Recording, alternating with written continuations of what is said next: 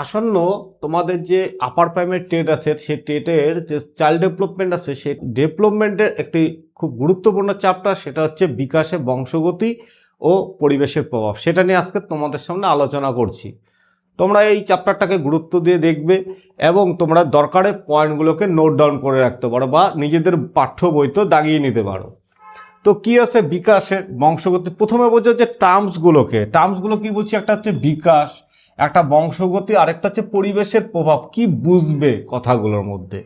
বিকাশ কি আগে আমি কি লিখেছি দেখো, প্রতি মুহূর্তে শিশুর মধ্যে যেসব পরিবর্তন লক্ষ্য করা যাচ্ছে, গুণগত পরিবর্তনকে বলা হচ্ছে বিকাশ। এটি জীবনব্যাপী সামগ্রিক পরিবর্তনের একটি প্রক্রিয়া। এই প্রক্রিয়ার মাধ্যমে শিশুর জীবনে বিভিন্ন পরিবর্তন সাধিত হয়ে থাকে। এরও পরিবর্তনগুলি হলো ক্রম উন্নয়নশীল। একটা শিশু ছোট থেকে প্রথমে হামাগুড়ি দেয়, তারপরে হয়তো আস্তে আস্তে সে এক পায়ে দাঁড়াচ্ছে, দু পায়ে দাঁড়াচ্ছে, তারপর এক পা দু পা হাঁটে, তারপরে একটু বড় হয়, তারপরে অল্প অল্প প্রথমে একটা দুটো ওয়ার্ড বলে, তারপর আস্তে আস্তে কথা বলে। এইভাবে যে শিশুর বিকাশটা, সেটা বলছে ক্রম উন্নয়নশীল। তারপরে কি বলেছে না, বংশগতি। জন্মসূত্রগতে আমরা যা পাই তাকে বংশগতি বলে। বংশগতি দুই প্রকারের, একটা জৈবিক বংশগতি আর একটা যা আমরা ক্রোমোজোম সূত্রে পূর্বপুরুষের নিকট থেকে পাই, একটা সামাজিক বংশগতি যা আমরা সামাজিক রীতিনীতি, প্রথা, দক্ষতা পূর্বপুরুষদের নিকট থেকে পাই। কি বলছে না, আমরা জৈবিক বংশগতি কোনটা, যে না আমার বাবা ঠাকুরদা বা তার উপরের থেকে একটা বংশের যে পরস্পরা চলে আসছে একটা বৈশিষ্ট্য, সেটাকে বলা হচ্ছে জৈবিক বংশগতি।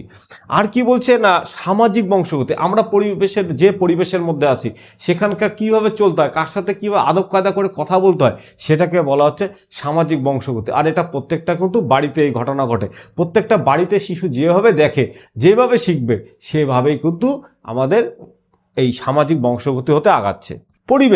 পরিবেশ কথাটি ইংরাজি অর্থ এনভায়রনমেন্ট, এটা আমরা প্রত্যেকে, যার অর্থ পরিবেশ বেষ্টিত করে থাকা। ইংরাজি নেচার এবং নিচার শব্দের সঙ্গে আমরা সবাই পরিচিত। শিশুর নেচার বংশধারা থেকে প্রাপ্য এবং তার প্রকৃতি এবং তাকে সযত্নে পালন করে যে দুটি সমান গুরুত্ব। মানে এনভায়রনমেন্টটা আমরা শব্দটা জানি, কিন্তু এনভায়রনমেন্টটা শব্দটা আমাদের যে চাইল্ড ডেভেলপমেন্ট আছে বা শিশু মনতত্ত্ব, সেখানে কি কি ভাষা নিয়ে হচ্ছে না, নেচার আর হচ্ছে নিউচার, এই দুটো শব্দের সম্মিলিত একটা কথা। এবং এই কথাটা, এই শিশুর নেচারটা কোথা থেকে আসে না, বংশধারা থেকে আসে, এবং তাকে সযত্নে যে পালন করে তাকে বলা হচ্ছে নেচার। এই দুটি সমান গুরুত্বপূর্ণ। তাই পরিবেশের ক্ষেত্রে অ্যাকচুয়ালি প্রত্যেকটা শিশুরই পরিবেশটা খুবই গুরুত্বপূর্ণ। সে পরিবেশে যেমন দেখবে, সে যদি দেখে যে বাড়িতে পরিবেশে শুধু গালাগালি করে, তাহলে সে আস্তে আস্তে গালাগালি শিখবে। আর যদি পরিবেশে দেখে না খুব সুস্থ সুন্দর পরিবেশ, খুব ভালো সবার সাথে মিষ্টি ব্যবহার করে পরিবারের লোকেরা, তাহলে ও ছোট থেকে সে সবাইকে মিষ্টি ব্যবহার করতেই শিখবে। নেক্সটে বলছে শিশুর বিকাশে বংশগতির প্রভাব। আচ্ছা, বংশগতি কী প্রভাব? কিছু বংশগতের প্রভাব দেখিয়েছি কি না। একটা হচ্ছে জিনের প্রভাব, জিনগত একটা ব্যাপার থাকেই প্রত্যেকের মধ্যে। জৈবিক বিকাশ, মানবিক বিকাশ বা দৈহিক বিকাশ, মনোপ্রকৃতিগত বিকাশ, লিঙ্গ নির্ধারণ, বংশগত বিশৃঙ্খলাবাদ। জিনের প্রভাবটা কি না, জিন মানে বংশগতি, যে তুমি যে বংশ থেকে আসছো, একটু যদি তার বাবা মা বা তার পূর্বপুরুষ একটু ট্যালেন্টেড হয়, একটু পড়াশোনার দিকে নজরে হয়, মেধাবী হয়, তাহলে অটোমেটিক্যালি বাচ্চাটা ধরা যেতে পারে, সে সেই দিকে আগাবে। আরটা কি দৈহিক বিকাশ, যদি দেখা যায় যে তার বাড়িতে তার প্রত্যেকের পায় লম্বা, তাহলে দেখবে ছেলেটা বা মেয়েটা লম্বার দিকে আগাচ্ছে, সেটাকে দৈহিক বিকাশ বলা হচ্ছে। মানসিক বিকাশ কি, না শিশু যে পরিবেশের মধ্যে আছে, যে পরিবেশে বড় হচ্ছে, যে সে যদি উদারপন্থীতে বড় হয় তার মনটা উদার হবে, সে যদি কৃপণার মধ্যে বড় হয় তাহলে সে কৃপণ হবে। এই যে এটাকে মানসিক বিকাশ বলা হচ্ছে। মনোপ্রকৃতিগত বিকাশ মানে মনের দিক থেকে সে কীরকম আকৃতি ধারণ করছে, মনটা তার কেমন হচ্ছে, সেটাকে মনোপ্রকৃতি বলা হচ্ছে।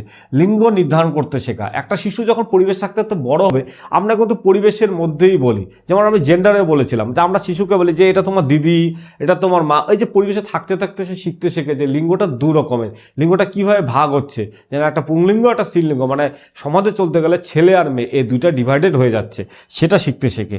বংশগতি বিশৃঙ্খলা, বংশগতিতে যে সমস্যাগুলো হচ্ছে সেগুলোকে সে দেখতে পারে। শিশুর বিকাশে পরিবেশের প্রভাব, একটা তো প্রাকৃতিক পরিবেশের প্রভাব অবশ্যই। যারা গোর্খাল্যান্ডে থাকে মানে দার্জিলিংয়ে থাকে, তাদের পরিবেশটা কিন্তু একটা আলাদা, ঠান্ডা ঠান্ডা ভাব, তারা দেখবে একটু বেশি কঠোর পরিশ্রমী হয়। যারা আমরা সমতল ভূমিতে থাকি তাদের মধ্যে দেখবে একটু ঠান্ডা আবহাওয়া, যুক্ত একটু আবহাওয়াতে বাস করি। আবার মালভূমিতে যারা থাকে তারা দেখো কঠোর রোদের মধ্যে মানুষ হয়, এটাকে প্রাকৃতিক পরিবেশের কাজ বলা হচ্ছে। সামাজিক পরিবেশের প্রভাব একটু আগেই বললাম, তুমি যে সমাজে থাকবে সেটাই সামাজিক পরিবেশ। পারিবারিক পরিবেশ প্রভাব একটু আগেই পারিবারিকটা বোঝালাম যে কীভাবে পরিবার আমাদেরকে শিশুর বিকাশে সাহায্য করে। বিদ্যালয়ের পরিবেশে অবশ্যই যে বিদ্যালয় দেখবে বেশিরভাগ ক্ষেত্রে আমাদের যে গ্রামীণ বিদ্যালয়গুলো হচ্ছে সেখানে ডিসিপ্লিন প্রায় নেই, কারণ গ্রামের লোক এতটা শিক্ষিত নয় বা তাদেরকে গাইড করার কেউ নেই। হ্যাঁ, আধুনিকরণের ছোঁয়া তাদের লাগেনি, তাদের দেখা পরিবেশের প্রভাব আলাদা। এটাই আবার শহরামুখী কোনো স্কুলের দিকে দেখো বা বেসরকারি স্কুলে দেখো, তাদের মধ্যে পরিবেশটা কিন্তু একদম আলাদা। তাই বিদ্যালয়ে পরিবেশের কথা বলা হচ্ছে। আর কি কর্ম পরিবেশের প্রভাব, অবশ্যই তার কর্মটা কীরকম, কীভাবে শিশু কোন কর্মের দিকে আগাচ্ছে তার উপরে কিছুটা পরিবেশ ডিপেন্ড করে। তাহলে বলা যেতে পারে যে পরিবেশের উপাদানকে আমরা কি কি নিয়ে গুণ করেছি, দেখো এটা বংশগতি, পরিবেশ আর হচ্ছে সময়, তিনটা মিলে হচ্ছে বিকাশের উপাদান। এবার কি বলেছি আমি যে না, এই যে পরিবেশ আর হচ্ছে বংশগতি তার মধ্যে কিছুটা সম্পর্ক আমি নিরূপণ করেছি, এটাও তোমরা দরকারে কিন্তু নোট ডাউন করে রাখবে। বংশগতি পরিবেশ সম্পর্কে ধারণা মানব বিকাশের উপর ব্যাপক প্রভাব ফেলে। মানব বিকাশ হলো বংশগতি এবং পরিবেশ উভয়েরই ফল। মানুষের বিকাশের ধরন বা প্যাটার্ন বংশগতি পরিবেশের উভয় দ্বারা নির্ধারিত হয়।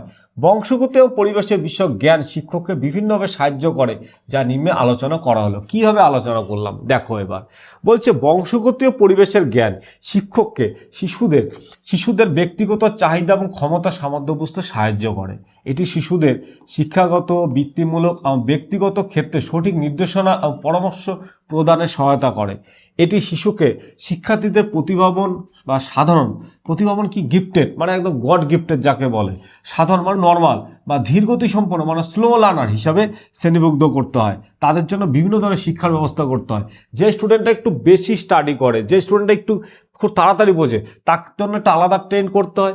যে নর্মাল মানে এভারেজ মানে তাকে আলাদা, যে স্লো সে পারে না তাকে আমরা রিমিডিয়াল দিয়ে পড়াশোনাতে আগাই, এই কথাই এখানে বলা হয়েছে। একটি শিক্ষককে বিদ্যালয়ে শেখার বা পঠন পাঠনে আরও ভালো পরিবেশ তৈরি করতে সাহায্য করে। এটি শিক্ষককে ব্যক্তিগত পার্থক্যের নীতি জানাতে এবং সেই অনুযায়ী শিক্ষাগত অভিজ্ঞতা সাজাতে সাহায্য করে। এটি শিক্ষককে বিভিন্ন পরিস্থিতি শিশুদের আচরণ অধ্যয়ন করতে বা পর্যবেক্ষণ করতে সহায়তা করে। নেক্সট আমি এই চ্যাপ্টারটার উপরে কিছুটা এমসিকিউ নিয়ে আলোচনা করেছি, যে এমসিকিউগুলো অনেকটা বিভিন্ন পরীক্ষার ক্ষেত্রে আসে তা নিয়ে আলোচনা করেছি। আরও অনেক এমসিকিউ পাবে, নিচে দেখবে এই ভিডিও ডেসক্রিপটিভ লিঙ্কে একটা অ্যাপসের লিঙ্ক আছে, সেখানে ঢুকে যাবে, সেখানে অনেক আরও দেখতে পারবে তোমরা যে অনেক এইরকম এমসিকিউ কোশ্চেন নিয়ে আলোচনা করা হয়েছে। কারণ আমি তাও ইম্পর্টেন্ট কিছু নিয়ে আলোচনা করলাম যে বংশগতিকে বিবেচনা করা হয় গৌণ না গতিশীল না মুখ্য না স্থিতিশীল। বংশগতি কি গতিশীল একটা ধারার মধ্যে যাচ্ছে, তাই গতিশীল উত্তর।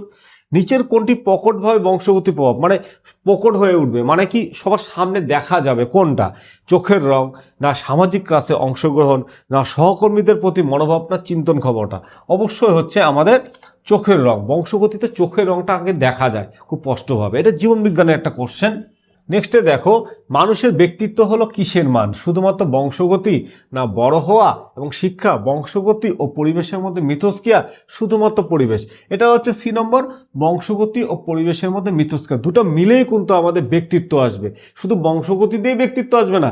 ভালো বংশের কোনো ছাত্রকে তুমি একটা খারাপ পরিবেশে রেখে দিলে সে কিন্তু ভালো হবে না পরিবেশে, তার মানে পরিবেশটা অনেকটা গুরুত্ব বংশগতির সাথে।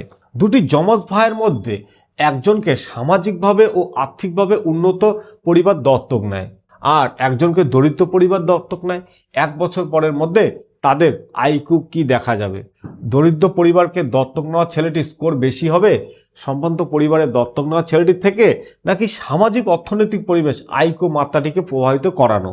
সম্ভ্রান্ত পরিবারের ছেলেটি আইকিউ বেশি হবে আর দরিদ্র পরিবার ছেলেটি থেকে, দুজনের স্কোর সমান না, সামাজিক অর্থনৈতিক পরিবেশ মানে আইকিউ মাত্রাটিকে প্রভাবিত করবে। নেক্সট দেখো আরেকটা কোশ্চেন বলেছি, শিশুর বিকাশের ক্ষেত্রে পরিবেশের ভূমিকা বিষয় কি সেক্ষেত্রে নিচের কোনো বক্তব্য সহায়তা করে? দেখো কি বলেছে, কিছু ছেলে খুব তাড়াতাড়ি তথ্য সংগ্রহ করে কিন্তু একই শ্রেণীর জন্য অন্য ছাত্ররা পারে না। বিগত কিছু দত্তক ধরে শিশুদের আইকিউ অভিক্ষাকে ভালো করে কাজ করার প্রবণতা দেখায়। দুটি যমজ সন্তানের আইকিউর মান বিভিন্ন বাড়ির ক্ষেত্রে 0.75-এর বেশি।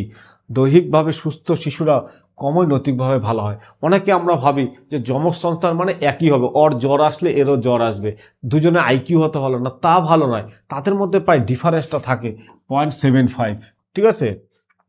নিচের কোন বক্তব্যটি বংশগতি ও পরিবেশের ভূমিকাকে শিশুর বিকাশের ক্ষেত্রে সত্য বিবেচনা করে? তোমরা এটা দিয়ে দিবা, বয়স সময় জিনের তুলনামূলক আধান যোগ করা যায় না। শ্রেণীকক্ষে পরিবেশ কেমন হওয়া উচিত? এটা খুব ভাইটাল কোশ্চেন, পরীক্ষা আসতে পারে কিন্তু।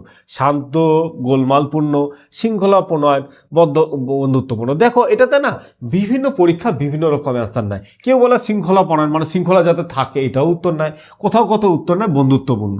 তো আমি ডি নম্বরটা 1 নম্বর দিলাম, যে বন্ধুত্বপূর্ণ মানে শিক্ষকরা ছাত্রদের সাথে খেলবে, আলোচনা করবে। দেখবো ইদানিংকালে কিছু বেসরকারি স্কুল আছে, দেখবে কি সুন্দরভাবে ড্যান্স করে ছাত্রদেরকে পড়ানোর সাথে সাথে, তার মানে কি তার সাথে মিশে যায় বন্ধুত্ব করতে, সেটাকে একটা বলা যেতে পারে। আবার কিন্তু কোনো সময় কিন্তু কোনো কোশ্চেন অ্যান্সারে শৃঙ্খলা পরায়ণটা নিচ্ছে অ্যান্সার। নিচের কোন বক্তব্যটি বংশগতি ও পরিবেশের সম্পর্কে বংশের প্রভাবের শর্ত হবে? বংশগতি ও পরিবেশের প্রভাব বিভিন্ন ক্ষেত্রে বিভিন্ন বিকাশে সহায়তা করে। মানুষের বিকাশের ক্ষেত্রে সরকারি বিভিন্ন নীতির প্রয়োগ। পরিবেশের প্রভাব প্রায় সবসময় স্থির থাকে, যেন বংশগতির প্রভাব পরিবর্তিত।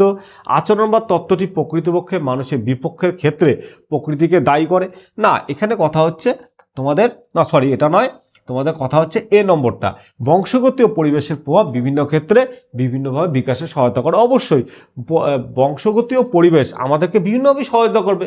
বংশগতিতে আমরা যেভাবে কিছু পাই জিনগতভাবে, বা পরিবেশের যেটা থেকে আমরা কিছু উপকৃত পাই, সেটা বিভিন্ন ক্ষেত্রে আমাদের সহযোগিতা করবে। এবার প্রকৃতি বিতর্ক কোনটিকে সমর্থন করে? এটা হচ্ছে এ নম্বর, বংশগতি পরিবেশকে সমর্থন করে। নিচের কোনটি শর্ত নয়? এটা দেখো শর্ত নয় কোনটা, তার মানে এগুলো ঠিক, হ্যাঁ শর্ত নয় কোনটা, এটা শর্ত নয়। তাহলে আমাদের ক্ষেত্রে এই ক্ষেত্রে এটা অ্যান্সারটা নিতে হবে। কি বংশগতি হলো পিতামাতা থেকে দত্তকের মধ্যে দৈহিক ও মানসিক প্রয়োজন? না, এটা কোনো কথা নয়। ঠিক আছে, তাহলে কি ঠিক না? ঠিক হচ্ছে বংশগতি হলো বিভিন্ন, এটা তাহলে ঠিক নয়। ঠিক কোনগুলো? তাহলে এগুলো ঠিক, এটা কিন্তু একদম ঠিক নয়, এটা কিন্তু একদম ভুল। উপরে কিন্তু দুটোই ঠিক। তাহলে বংশগতি হলো বিভিন্ন সংরক্ষণগুলি পিতামাতা থেকে দত্তকের মধ্যে সঞ্চারণ, বিকাশের হলো বিকাশ ও অর্থনৈতিক পারস্পরিক মিথস্ক্রিয়ার ফল। ঠিক আছে, তো তোমরা এইভাবে আলোচনা করলাম, তোমরা আস্তে আস্তে নিজেদেরকে স্টাডি করো, আর নেক্সট ক্লাসে আমি আরও কাজ নিয়ে আলোচনা করছি। ঠিক আছে, ভারত মাতা কি জয় হোক, জয় হিন্দ।